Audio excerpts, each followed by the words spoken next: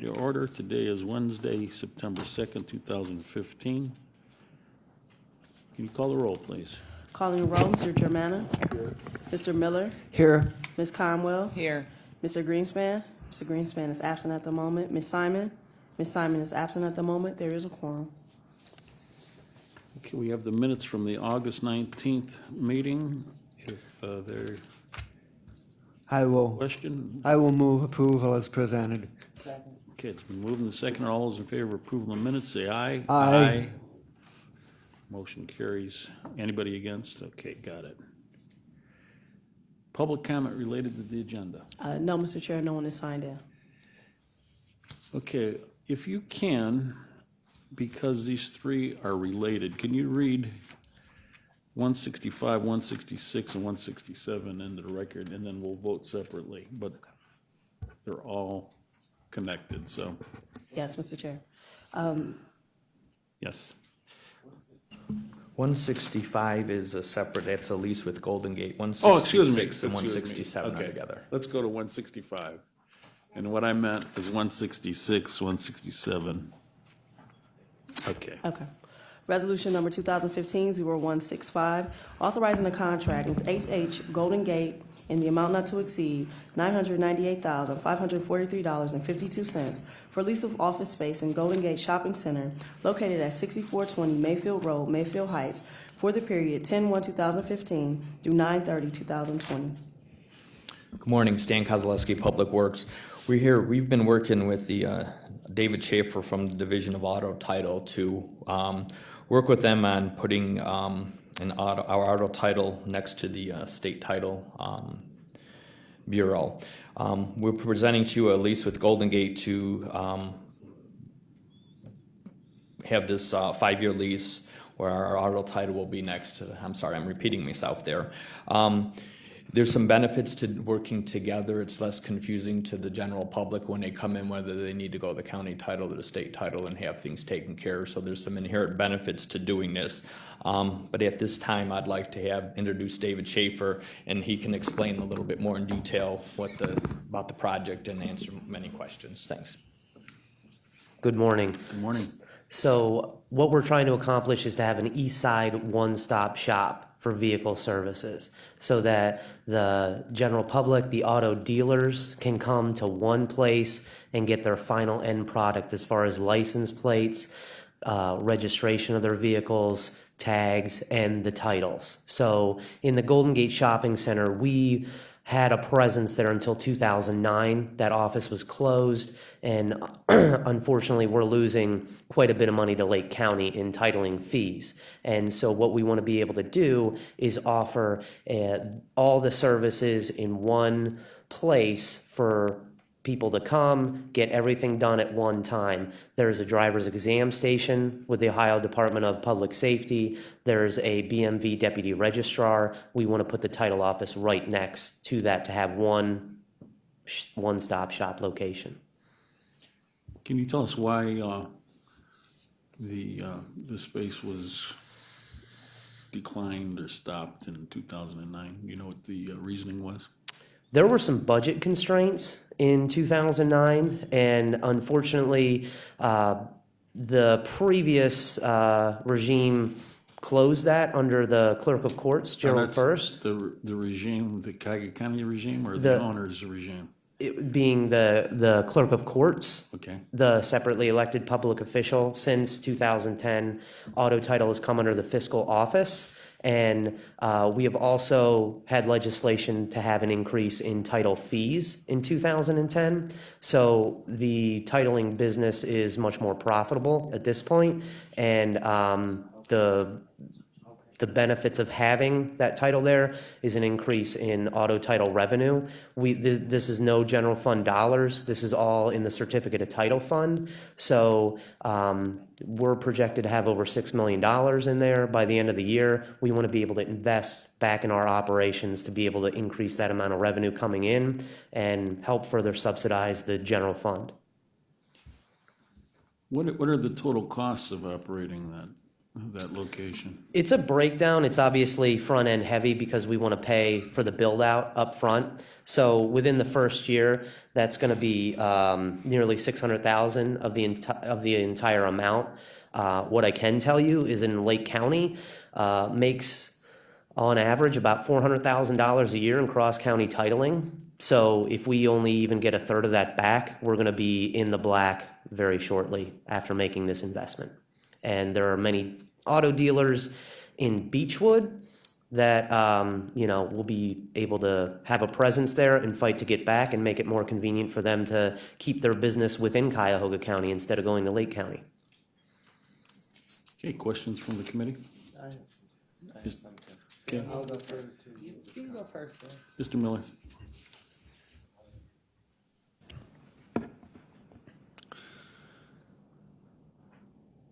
Can you tell me what the cost of this lease is compared to what some of the other costs are for similar facilities at other locations in the county? This is comparable, however, a little bit higher than our most recent in North Olmsted. In March of 2014, we moved our North Olmsted office out of the Great Northern Mall onto the Brook Park Extension. Unfortunately, Golden Gate is kind of prime real estate as far as retail shopping goes. With the location right off of 271 and Mayfield Road, it's heavily trafficked and convenience. So the cost per square foot for this are a little bit higher. They're not astronomically more than what we're paying for Great Northern right now. And how many locations do we currently have? 4. So we have downtown here. We moved from 1261 Superior to here. We have North Olmsted, Parma, and Maple Heights. And is part of the reason why we've lost this business to Lake County related to differential sales tax rates as opposed? No. They charge the same tax rates.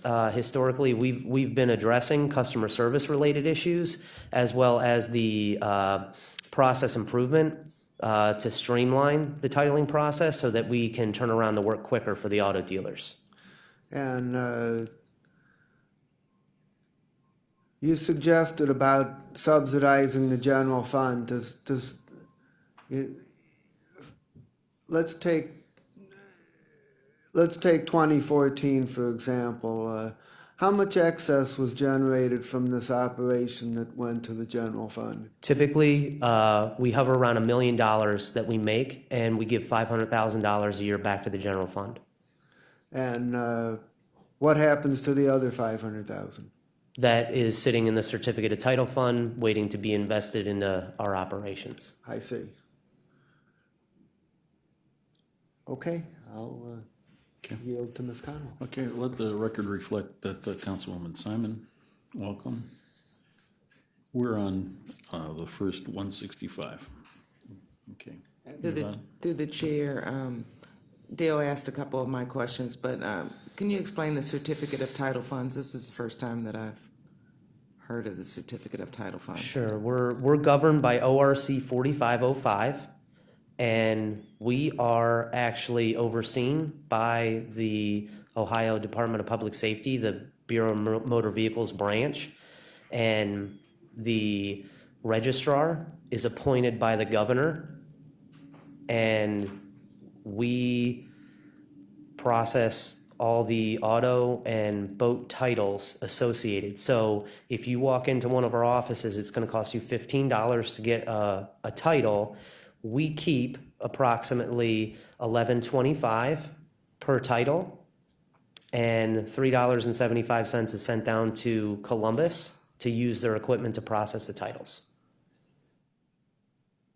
So typically, our operating costs, our annual operating revenue exceeds our annual operating costs by approximately $1 million a year with 4 locations. With the 4 locations, are they all under kind of a similar 5-year lease breakdown? Correct. And then with terms for renewal. with terms of renewal. And the majority of the leases throughout the county, because Public Works handles the leases, to my understanding, some of them are going to be shorter term limits, 3 years instead of the 5 years. Yeah, and we're not in the business of kind of moving these things around. We want to be there long-term. That driver's exam station has been there for decades, along with the deputy registrar. So we want to have that presence in there and stay there long-term.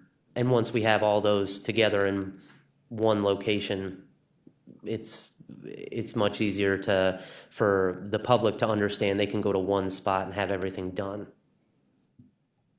And wouldn't or shouldn't that be the same philosophy for other leases that we may or may not have?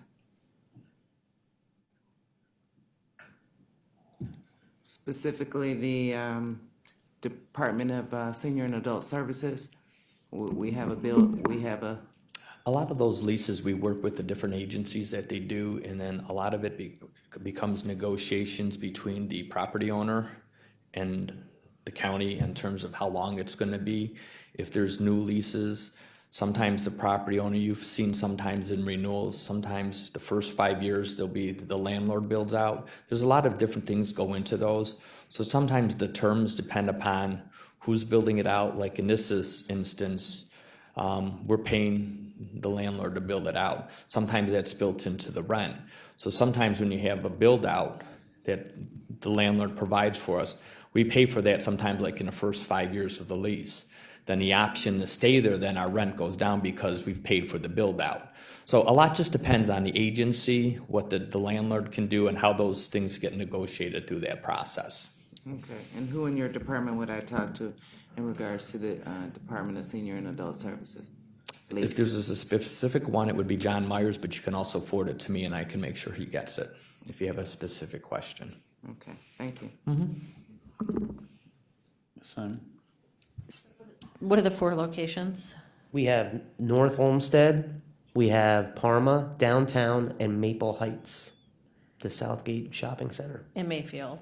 And so how is this different from the privately owned franchises of title? I mean, this is more comprehensive, there's more, but I can go and get a renewal at any other one, other than. That's through the deputy registrars, and the BMV deputy registrars provide the license plates, the registrations, and we provide the actual title, the certificate of ownership. So we have, every day, we have customers walking in, do I get plates here? Yeah. And it's much easier to say, go to that door versus get back in your car and drive here to a different location. And when they know they can go to one spot specifically, same thing with the auto dealers, that's much more convenient for everybody. So we're comprehensive. And I think this is what Dale was asking about, the Northeast Ohio Media Group story on dealers complaining and going out of the county. And you said that's not the true statement.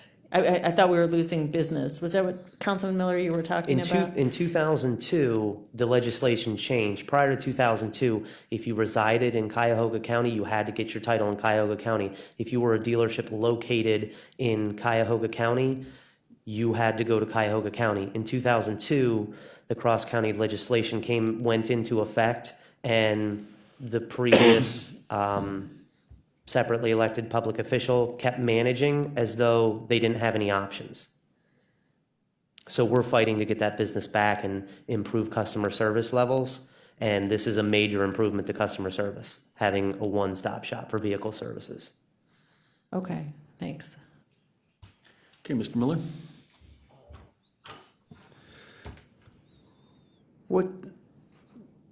What facility do we have that's currently located closest to this one? Maple Heights. So, and are we gonna continue to operate that one? That lease is still into effect, yes. Okay, so we're gonna go from 4 to 5 as opposed to replacing one and eliminating another. Is that Correct. Okay. And physically, how close is this location to to the state facilities? Is it literally down next door, or is it, Adjacent, directly adjacent. so it's very close? Yep. Okay. If you're looking at the parking lot, you got the driver's exam station, deputy registrar, title will be right next. Okay, that's great. And so did you, what was in this location prior to that? Did you have to wait a while for an adjacent location to become available? There are three smaller units that are, they used to be a Chinese restaurant, a barber shop, and a dry cleaner. And those three units are being consolidated into our unit. And we also, I wanted to mention that we also, in an effort to share services, we're providing the sheriff's department with a station and an office to be able to perform CCW permits at that location, just like our Parma location. So what happened to the, Can we just ask what CC does? Concealed carry weapon. so what happened to those three smaller operations? Did they move someplace else or go out of business? Or? The barber retired, the dry cleaner moved because obviously the Chinese restaurant closed, but the Golden Gate shopping center was obviously wanted us to come in there, so they proposed to move the dry cleaner. I see. Okay. And final question is whether this contract has an option for renewal beyond the 5 years. Correct. There are two renewal terms for 5 years apiece. And are the prices of those set or to be set? They are they're set. I presume they're considerably less because the build out would already be done. We're paying for the build out all up front, so it is not going to be amortized over the 5 years. We don't want to pay interest on that, and we have the funds available, so we just want to pay for that up front. The annual per square foot rent, I believe, increases by a small percentage each year. Does the 998,543, does that include the build out? Correct. So the actual rent on an annualized basis is substantially less, is that correct? Correct. The first year annual base rent is $82,432. Okay, right. Okay, thank you. You're welcome. Ms. Conwell? Question in regards to, are all of the locations adjacent at all your 4 locations? At the Parma office, it is Yeah. across the parking lot. Downtown here, the closest is East 55th or East 79th and Euclid. And at Maple Heights, it is around the corner on Northfield Road. And in North Olmsted, we're directly across the street from each other. Okay, so wouldn't it be the same philosophy to have it, and I know building locations are hard to come by downtown and in various areas, but the same philosophy that you had for this one, them being next door and being convenient, seems like it would have been a priority. But I don't know if you guys are looking into that going forward. And can you provide this committee with a breakdown of the cost and square footage of every location? Yeah, we those are in our leases. You want me to email that to you? Yes. If you send them to Janine Carter, she'll forward it to the rest of us. Mr. Chairman? Are you done? Mr. Miller? The question wasn't answered, though, about, Stan, I thought you were going to answer about the philosophy Yeah. question. We're If I working- could, Mr. Chair. If I could, we're looking at some of those locations to see if there's opportunities where we can move forward and get those close together now. So we are looking at those with auto title to see what's available and what's more convenient for the public. So we're starting to look at those going forward. So that may change a philosophy before. Sometimes we have a lease, if there's an opportunity to merge them, we may exercise an out clause to get out to make that happen. So it's convenient for the public to get those services together. So we are looking at that. Because the Palmer location, that was built new from the ground, wasn't it? Or was that? They moved across the street from one shopping plaza to the other one. Yeah. And then that's the same philosophy, driver's exam, deputy registrar, title office right there. Thank you. Okay, any other questions? Yes, Mr. Miller? if we pass this on third reading on September 22nd, does that give you enough time to execute prior to 10/1, or would it be better if we pass this on next Tuesday on second reading suspension? I was going to request if you could pass this on second reading so we can move forward, make this happen as soon as possible. That would be our recommendation. Okay, any final questions?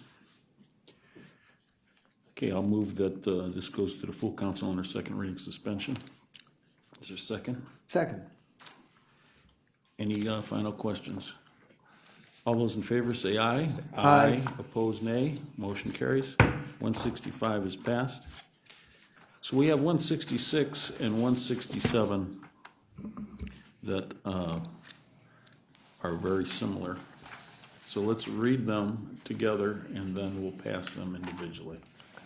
Resolution number 2015-0166, fixing the 2016 water, storm, and sanitary sewer maintenance and/or sewage treatment rates for county sewer district numbers 1A, 2, 3, 5, 8, 9, 13, 14, 18, 20, 21, 22, and 24, in accordance with Ohio Revised Code Section 6117.02, and resolution number 2015-0167, approving and confirming the 2016 water, storm, and sanitary sewer maintenance and/or sewage treatment assessments for county sewer district numbers 1A, 2, 3, 5, 8, 9, 13, 14, 18, 20, 21, 22, and 24, in accordance with Ohio Revised Code Section 6117.02.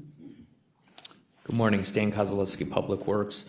So, Stan, if you could just explain the relationship, why Sure. this is two pieces. Yes, actually, there's two parts to this. The item 5B, which is the first item, that's where we request authority to prepare these assessments. It's a two-part action per the Ohio Revised Code. So you're basically going to be giving us authority to prepare, which we've have done already, and then actually the second item, 5C on the agenda, is where we actually request approval of those rates and confirmation to go forward and putting those on a tax duplicate. It's just the way the process is set up through the Ohio Revised Code.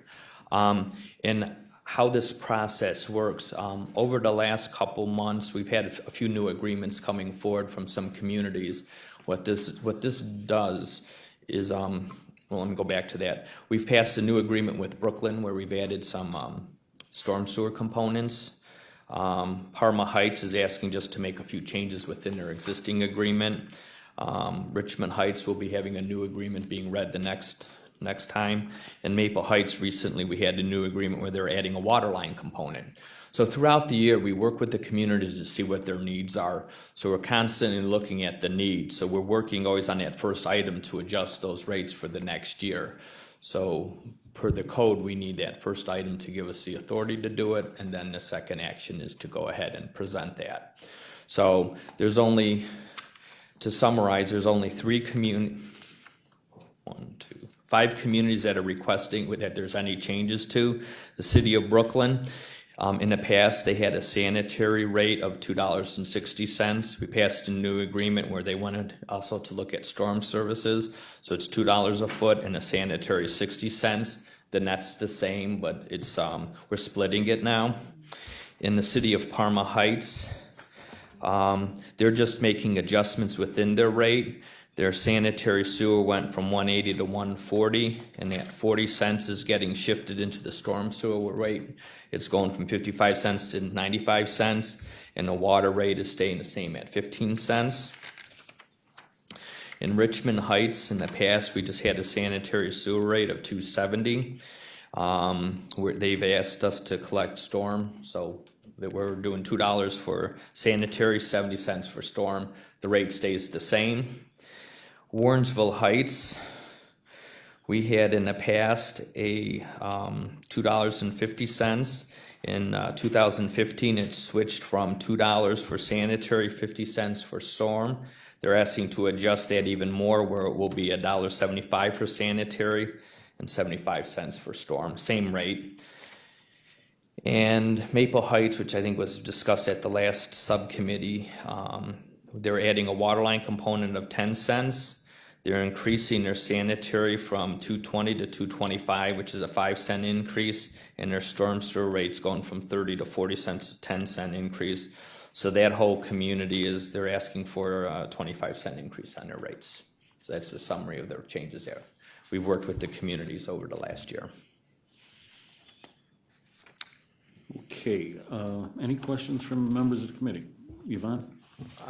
Through the chair to Stan, on that last point, you said 25 cents increase on their rates, and you said they asked for it, so explain that. Correct. What we do is in our agreements, every year, we look at the operations that we have, what's required. These rates, this funds our sanitary operations, so it's preventative maintenance, cleaning and televising of storm sewers. Obviously sanitary and water line as needed. Those are as requested services. As part of the community's regional discharge permits with either the regional sewer district or in some instances like a North Olmsted or a City of Euclid has their own treatment plans, we have to generate certain reports to them that we're regularly cleaning their sewers in conformance to those permits. If it looks like there's additional work that needs to be done, some of the older communities' infrastructure is going, they need to increase their fees a little bit, and sometimes we'll take loans out, so sometimes we dedicate that to loans, or we'll use that to match issue 1 money or different things like that. So the request is based upon needs of the communities. The communities have to get information to us from the mayor, basically. Some go through the mayor, some go through council saying, hey, this is what we want to adjust. We do not make any adjustments unless they request them, and we work out to make sure how those funds will be used. So that 25 cents is not on the taxpayers or anything like that? It will be going in the next year. These are for rates that will go on a tax duplicate for 2016. Now, do they have to vote on that? No. The way the agreements are structured and per the section of the code, we have an agreement with them. They pass their ordinance, and then through the communities. Some communities, they'll work through different, it functions differently. If it's a new agreement that we pass, obviously council has to approve the agreement and then give the authority to the mayor. In those agreements, it's set up that based on the needs of the communities reach out to us to make changes to those rates. You know, they have to notify us and we bring them to you. Some of them work through the council, some are more through the mayor. Each community is different in how they do that, but it's not necessarily legislative action to make the change. This is one of the greatest things that we do. And this is not at the expense of Cuyahoga County, because this money is kept in accounts, because I'm gonna go back to our Parma experience. When in sewer, sanitary is part of your regular budget. Sometimes when you want to get some projects done, you put off maintenance, and there's always another prettier project to do. By doing this for cities, this money is set aside and it's specifically used, can't be used for baseball diamonds or anything else. And I can tell you the progress we've made in Parma, because the sanitary engineer is our sewer department. We do still have a minor number of employees that do some other things related, but it's been fantastic. So I always hold this out as the ultimate collaboration, and you know, we continue to look at doing this in other areas. Mr. Miller. Thank you. Are agreements just for 1 year, or are they for longer than that? The agreements are, there's no end date, there's an out clause, and I don't recall off the top of my head, it's 30 or 90 days if there's some issues that either agency can terminate that agreement, and then at that time, we would then work probably through our law department and the city's law department to, if something would happen where there's a problem, you know, what do we do with any funds that are remaining? Any outstanding loans that we might have taken out on behalf of the community. So if a community would go to terminate, we would have to work with them to figure out how we dissolve the agreement, basically. So, if a community is not changing their rate and they're not changing their allocation, would they not be included in this legislation? No, they are included. I just highlighted the ones that were changed. We actually, the rates have just stayed the same. So every community has a rate that we have, and I can leave you a copy of this. And it basically identifies it. Some change, some stay consistent. Some they bounce back and forth because storm has come up more. So just because they weren't mentioned, I didn't feel like going through each one, but I can leave this with you if you'd like. If the agreements are ongoing, why do the ones that have no changes need to be included in the legislation, or is it just for presentational convenience? Per that section of the code, every year we have to approve rates to be put forward through for the tax duplicate for the way we collect the fees. So even though there's no change, we're still making recommendations for those communities to continue at the same rate. So the Ohio Revised Code requires us to do it every year? Correct. Okay. And if I can, I misspoke. Cleveland Heights, we service them on a task order basis. They pay us out of their general fund, and they want a new agreement every year. So I misspoke. I just want to clarify that Cleveland Heights is a unique situation unto itself, but they pay us directly for whatever work they require. And that agreement's annual. And in Resolution 2015-0166, it says the rates shall be applied as follows, and it says single-family front footage times maintenance rate, condominiums 0.87 times maintenance rate, apartments per common pleas court, Yes. commercial and industrial, maintenance rate times 1.15. Yes. Why are there different rates for different classifications? Okay. On a single-family resident, if your house is 50 feet and it's $2, you'd be assessed $100 a year, 50/50 on your tax duplicate. With the commercial and industrial areas, we'll go the commercial areas, fast food restaurants, you're gonna have to pay those sewers a little bit more attention because of the grease buildups that do seep into the system. So there's a little bit more work required on our part. So we pretty much increase because there's more level of effort to be consistent. And regarding the apartments and condominiums, because they all come through, there's many units that kind of get filtered into it. So there's basically the formulas, and then there was a court case on the apartments that helped settle that. So they're treated differently because you have a large volume kind of coming through one connection.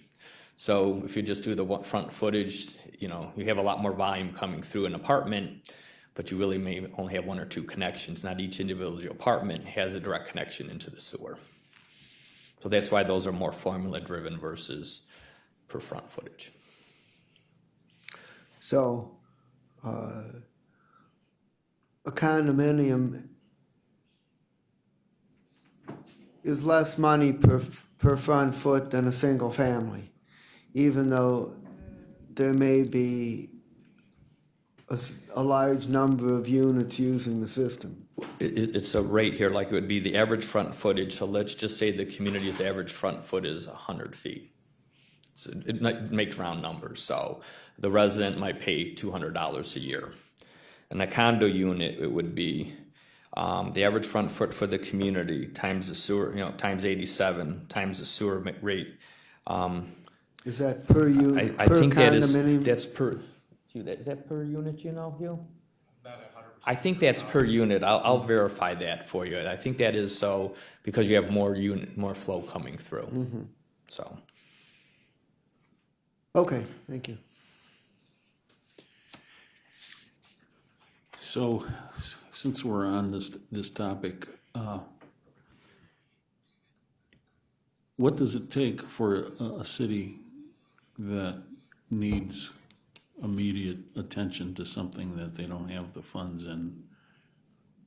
How does that, how can they get the money? Say for example, they have a lot in sanitary, Okay. and before they repass this the next year, they need some storm work. What does it take to change? What we will do, if our agreement allows us to do both, if there's an emergency situation to go out there, what we will do is we will work with that community to go ahead and take care of that situation. Obviously, we don't want to have somebody flooding their basements because of a storm sewer problem. Let's just say that's a situation. We will work with that community. They will either pay us, or we will get something in writing for them that's saying, we're gonna do this work and charge it against next year's rates, because we don't wanna leave the community hanging, knowing that we would have those funds to pay that off. So we will, I guess basically would float them an internal loan for a few months until the rates come, till we collect the fee for that. We work with the communities on that situation if it does arise. Okay, and then since this is an assessment on the tax bill, is the amount that goes to the account based on what is paid? Yes, we collect based on tax duplicate. The treasurer splits it out and sends us our share, and that goes into that community's account.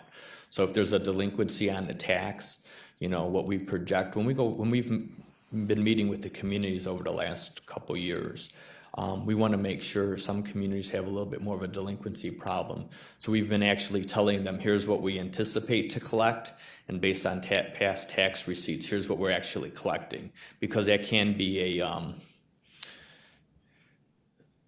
it can falsify some of the, falsify is not the right word, but it can always look like you might be collecting more than you actually are because of that situation. So we want to let them know how their situation is. Sometimes things get tied up when homes are sold, or if there's a lot of different things that can happen to that. But once a lot of that stuff gets cleared, then we do get our share of the funds down the line.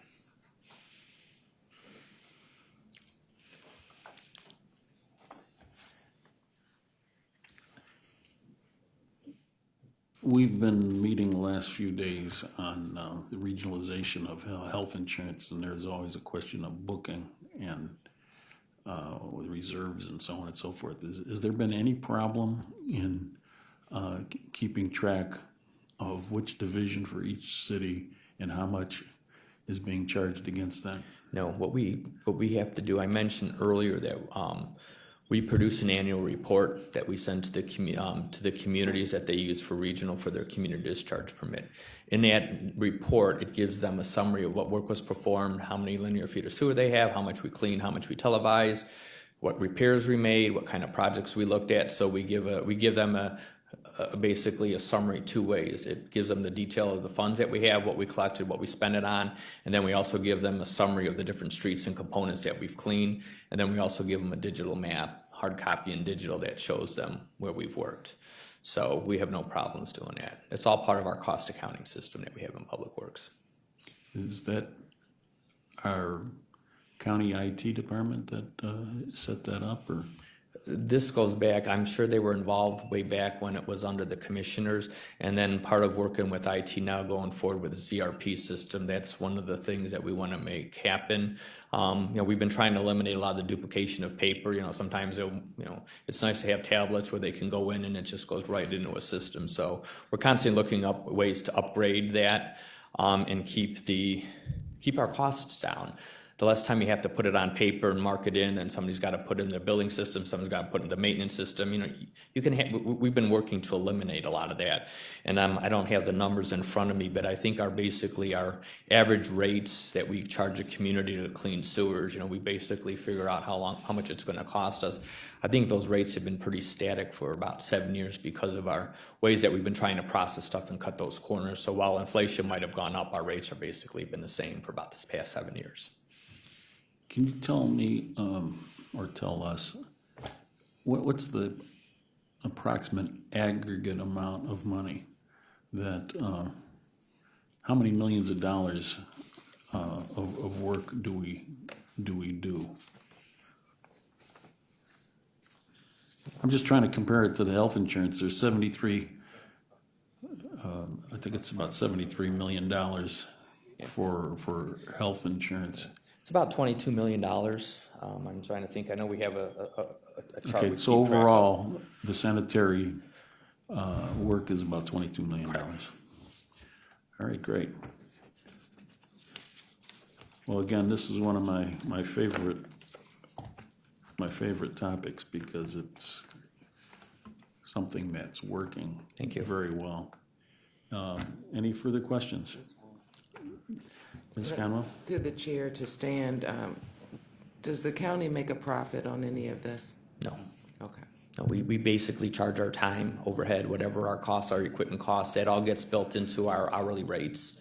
So, we charge them for the services we do. Is that per the ORC, that we can't make a profit? I know that with the health regionalization program, Yeah. according to the ORC, we can't make a profit on it. I'm going to assume it is because the government really can't make a profit on it. You can just charge for your services. So I'm going to assume it's tied into that. All right, thank you. Thank you. And one thing too, if I may add at this time, because of the timeliness to give our staff enough time to get it on a tax duplicate, if we could have it entertained, approved on second reading suspension, we would appreciate that. Okay. See, there was one other thing I was going to say. There is no profit, but the cities are profiting because they can't do it at the cost that we charge them, and a lot of it in last night in council operations when we talked about intergovernmental relations. They're talking about these these ambulances and fire apparatus for each city to have these where it can be shared. It makes sense. And in this particular case, some of these sewer cleaning trucks are big price tag, and a city can't use it every day where the county can. So there really is savings in doing this. Okay, if there's no further questions, I'm going to move that 166 goes to the full council under second reading suspension. Is there a second? Second. And any final questions? All those in favor of Resolution 215-0166, say aye. Aye. Opposed, nay. Passes. Okay, and we've got 167 read into the into the record. Is there any final questions on 167? Okay, I'll move that this go to the full council under second reading suspension. Second by Mr. Miller. Any final questions? All those in favor say aye. Aye. Opposed, nay. Motion carries. Jeannie, since this is my favorite subject, please add me as an individual sponsor on that. To as well both as- resolutions. Yeah. Okay, 168. Resolution number 2015-0168, making an award on requisition number 33011 to Detroit Suburban Excavating in the amount not to exceed $4,408,034.60 for sanitary water and roadway improvements to Barton Road, Bronson Road, and Cook Road in the city of North Olmsted and Olmsted Township. Good morning, Stan Kozaleski again, Public Works. This item, we talked about a similar topic on this project at the Public Works Subcommittee on April 1st of earlier this year. We had presented a water pollution control loan for part of this project. So at that time, we said we would be moving forward with the bid. So just want to let you know we're following up on that. So basically, we've put this project out to bid. OPD put a 30% SBE goal on a project. The engineer's estimate was $5,640,000, and bids were opened on June 25th. 7 proposals were pulled from OPD, 3 bids were submitted and reviewed, and we're recommending that the lowest bid be awarded to the lowest bid to DeGioia Suburban. And what this project will basically do, we've been working in conjunction with the Olmsted Township on this project probably for about 4 or 5 years now. This project will help them to get sewers into Barton, Bronson, and Cook Road, where they have a lot of problems with failing septic systems and providing a water line and then rebuilding the roads. We've been working with the Board of Health so that they do not have their residents of the township go out and replace their septic systems, knowing that this project is coming in, because they would basically be hit twice. They get an assessment for the sewer, and then they would have to pay for their septic, and then as soon as the sewer comes in, they have to, by their laws, they have to crush their system and tie in. So, I mean, these projects are complex, and working with the Board of Health and the township. So basically, that's the intent of the project, and then also this area will also provide sewers for the proposed JED, or the JED area that's out in the township between Olmsted Falls. I think it's a township in North Olmsted. So this will provide water and sewer services for the JED. And also there's one other main, Olmsted Ice is on the corner of Bagley Road and Bronson Road. They really need water down there to continue their operation so they don't move. So this project will provide water service to them also, so. Yeah, sure. Okay, sorry. That's okay. So that's basically what the project will help in do. So any questions we can ask? I have Hugh Bloxage, our Chief Sanitary Design Chief, here to answer any detailed questions you might have about the project. I'm just wondering about the bids. You said there were 7 bids? 7 were pulled from OP. 7 sets of plans were 7's a pulled. request, you got 3. Right, and a lot of times what happens, you will get that, and if Lenore can correct me if I'm wrong, sometimes you have the subcontractors pull also, so it's not necessarily just prime contractors, so it doesn't always reflect how many primes would be pulling sets of plans. Yes, Lenora Lockett, Office of Procurement and Diversity. And sometimes you have bid or plan rooms that also pull bids. They're never intending to bid, but they pull the bids so that they have information on what projects are going. And sometimes they can, if they have a program to help smaller businesses, they can get them from the plan room or view them from the plan room. I noticed in the tabulation, the low bidder had a higher price, and then that was crossed on. And it was slightly higher than Underground Utilities Incorporated, but then it's matching. What's going on there? Yes, this is the first award that's actually impacted by the Cuyahoga County-based business program. In that ordinance that was passed by council, the intent was to promote local businesses, and that ordinance stated that if the low bidder is out of the county, but there is a in-county bidder that is within 2%, they have the opportunity to match the low bidder and receive the award. And in this case, the low bidder is from Monroeville, Ohio. The second low bidder is from the Cuyahoga County, and they agreed to match the low bidder's costs. Is the low bidder, Yes, they're a Contesting? Cuyahoga County-based business. no, the Underground Utilities, Monroeville, are they contesting this at all? They're not here, so we haven't received anything, and that we indicate the ordinances that are applicable to all of our award procedures. Okay. Just wondering. I'm sure Mr. Gallagher is going to be thrilled. Ms. Simon. So I want to follow up on that. How often has that occurred where a county operation actually meets a lower bid from outside the county? How's that going? This is the first instance. I know, yeah, I thought so. That's good. Okay. I suppose it's good. Okay. Okay.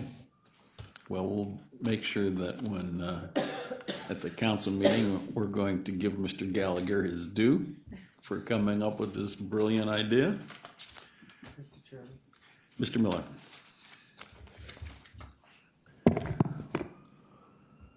Was the 30% goal in fact achieved by the winning bidder?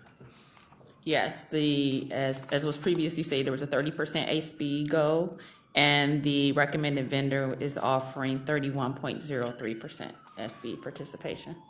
And since the engineer's estimate was 5.6 million, it appears that we got very favorable bids in relation to the estimate. Is that a fair statement? Yes, one of the things we were concerned about with this project because of the nature of it, and there's a little bit of uncertainty we had with some of the depth of the rock out there, that we wanted to make sure that we had a fair estimate for people to bid. So we did have a little bit of a contingency built into our numbers because we weren't sure about the situation and the need to move forward. But we're very comfortable with the numbers. We think they're right on where we would have originally been, but there's a little bit of uncertainty in our part, so we think we're fine. And what's the projected start and completion time on this project?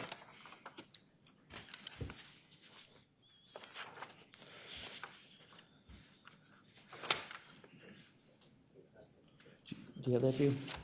I'm sorry, that one question I wasn't prepared. Hugh Bloxage, Mr. Chairman.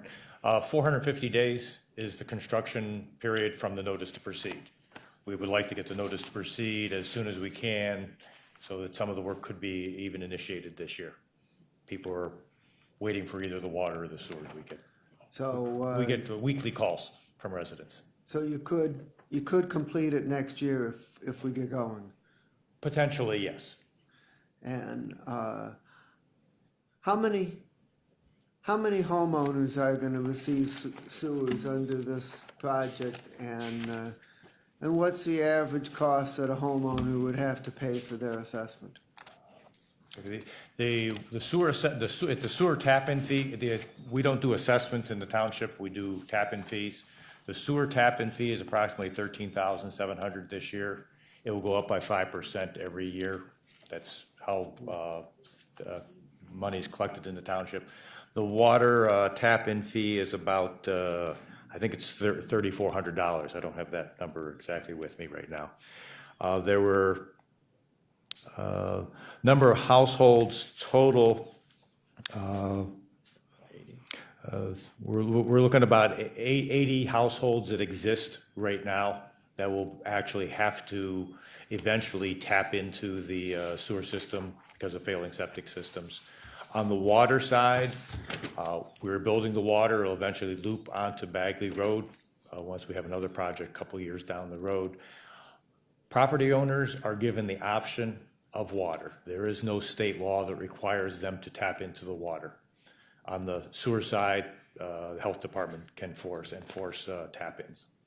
But we'll have approximately only about 40 current homes on Bronson Road right now. There's lots of potential homes on Bronson, but right now there's just 40 current.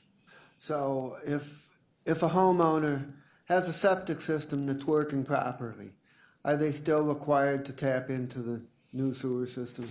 That will be up to the Board of Health as to whether or not they will force someone who has just recently had an upgraded system put in. The Board of Health will make a determination how soon they have to tie in.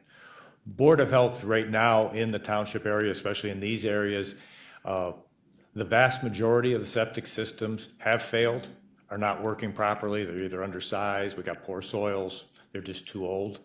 And Board of Health comes to us on a fairly regular basis and asks us, are you guys going to be putting sewers on a given street? And we'll say, it's coming in a year, 2 years, it's not coming for 20 years. And then they will make their decisions on enforcement based on our plans to provide sewer service to these on-site serviced areas. Will the communities recoup all of the cost of this project from tap-in fees, or only a portion of it? Our goal is we will recover all of all the county's cost will be recovered by tap-in fees. And do we have to front it until the tap-in fees are paid, or? You can, you're a little better on that. What we've done is we've secured loans. Part of the funding, we got an issue one grant and loan. So some of the grant will help offset some of the costs of the township.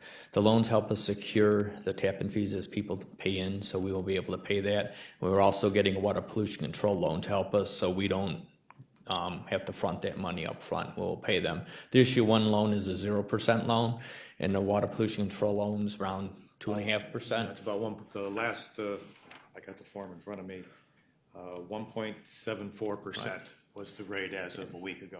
So they're very low interest loans. So that's part of our financial strategy as we go forward with these projects, because the tap-in fee and assessments, I think as you're all aware, we do this and we've tried to do it out there where they can pay over time. So this helps us lessen the burden on the residents to pay these tap-in fees all up front. They have that opportunity to put it on their, to pay the mortgage. We set that mortgage program with them. They can pay some of these things over a 10-year period. And then it also, if somebody doesn't, if a lot's available, as you said, there's some potential for development out there. We put the sewer in, and then when those people tap in, then it helps us down the line to pay off the rest of the loan. And why are we handling the financing rather than the communities handling the financing? This is Olmsted Township, and per the Ohio Revised Code, the county sanitary engineer is the authority out in the township. So is it all in Olmsted Township?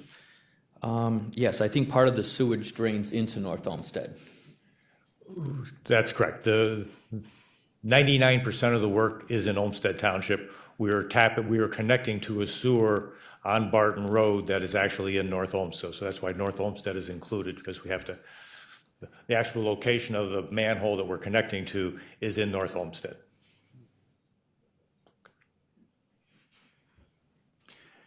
Okay, any other questions? I, was kind of looking at the low bid, and then I just kind of wandered to see that some of them are using the same subcontractors, SBE subcontractors. And I'm kind of really surprised that these some subcontractors' bids are different for each contractor. And I'm just wondering, Leonard? A lot of it depends what they're actually, what they're subcontracting out. The bid items, there's multiple pages of line items in the bids. On this one, there's 104 different items that are included in there. So they, depending upon what the company can do and what they decide to sub out, each contractor might have their strengths and weaknesses of what they do. You might have a sewer company bidding it, you might have a paving company bidding it, and then they sub out different. So a lot depends on what they want to handle or how they want to split their bid to meet the SB. That's at the control of the prime to determine how they want to allocate the work.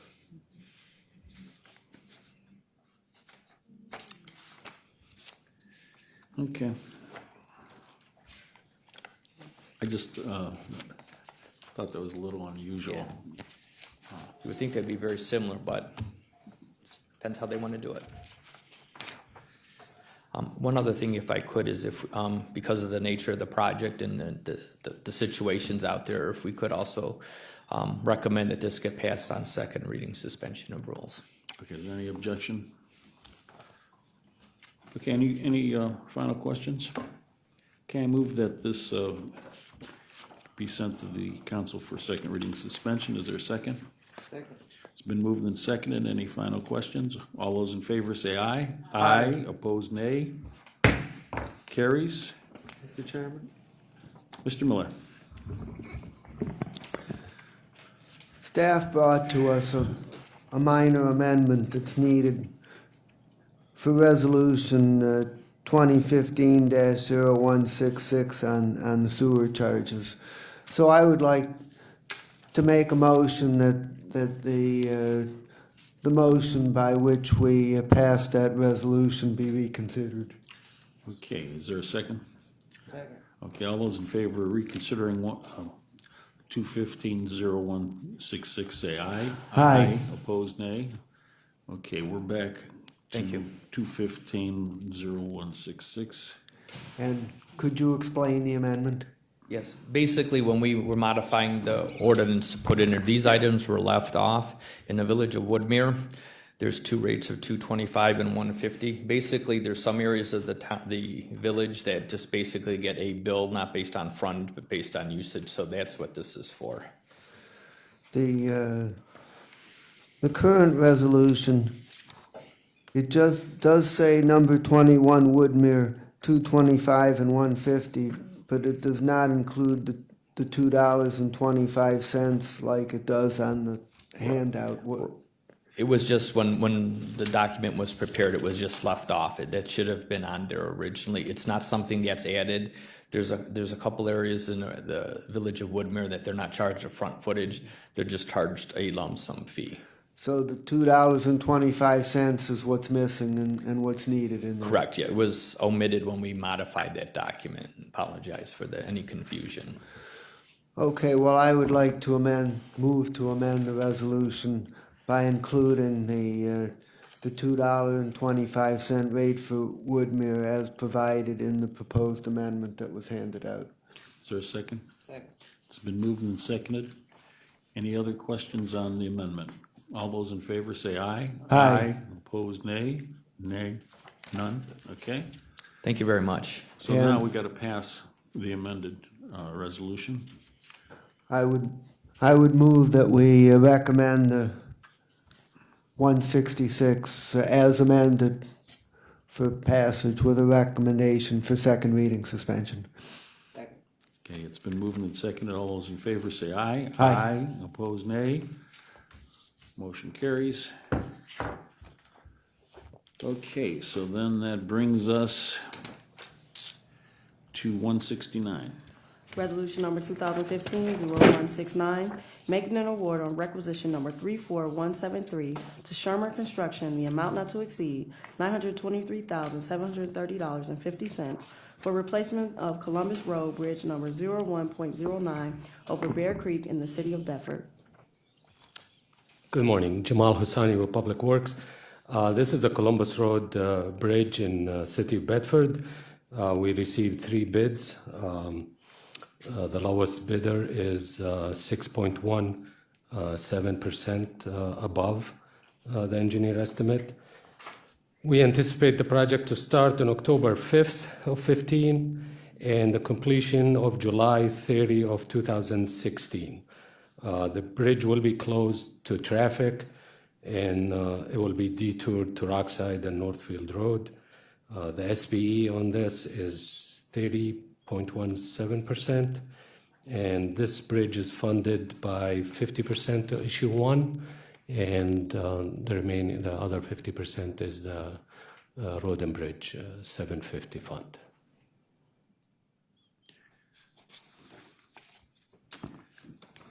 I see that the difference between 1 and 2 is $270. Yes, that's all it takes. This was close. Yeah. Any questions from members of council? So you want this on second reading suspension? Yes, please. We're trying to start construction on October 5th. The reason they could do actually winter work in this one because they are building a foundation behind the existing foundation. Okay. Any other questions? Okay, I move that this be sent to the council with the recommendation of second reading suspension. Is there a second? Second. It's been moved and seconded. Any final questions? All those in favor say aye. Aye. Opposed, nay. Motion carries. It's passed. Thank you very much. Can you tell me how things are going on the Pleasant Valley? You're familiar with that? I get Yes. a lot of questions. Actually, I mean, I they haven't on heard any schedule? complaints. Are they on schedule? Yes, they are. But I will find out some more and follow up with an email. Okay, Okay. great. Okay, any other public comment? No other public comment, Jen? No, Mr. Chair, no one has Okay. signed in. Well, that concludes our agenda, so this meeting stands adjourned. Thank you, one and Thank all. you.